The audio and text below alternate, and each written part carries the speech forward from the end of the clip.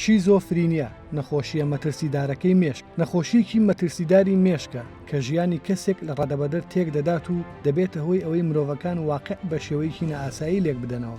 نازانن کە ئەو شتانەی دەیبینن یان دەیبیستن یان هەست بە و شتانەی چواردەوریان دەکەن ڕاستیە یاخود تەنها خەیاڵێکە کە مێشکیان دروستی دەکات. شیزۆفرینیا بە زۆری وەهم، بیرروباوەڕی درۆ و ڕێنەکردن، بینینیان بیستنی ئەو شتانەی کە بوونیان نییە، جوڵەی نائاسایی و بیرکردنەوە و قسەکردنی شێوا و ناڕێکخراو لەخۆ دەگرێت. شیزۆفرینیا دەتوانێت ژیانی کەسێک لە ڕادەبەدەر تێک بدات.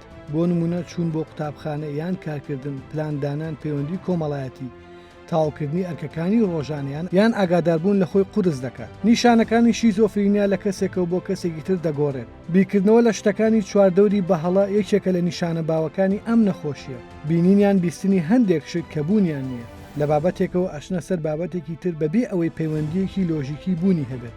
سەختی قسەکردن و دەربڕینی هەست، هەروەها کێشەی سرنجدان و یادەوەری و جوڵەی نائاسایی. ئەو کەسانەی تووشی نەخۆشی شیزۆفرینیا بوون بە تەواوی ژیانیان پێویستیان بە چارەسەر هەیە. بەڵام تا زووتر چارەسەرکردن دەست پێ بکات چانسی چاکبوونەوەیان باشتر دەبێت و کوالەتی ژیانیان باشتر دەبێت.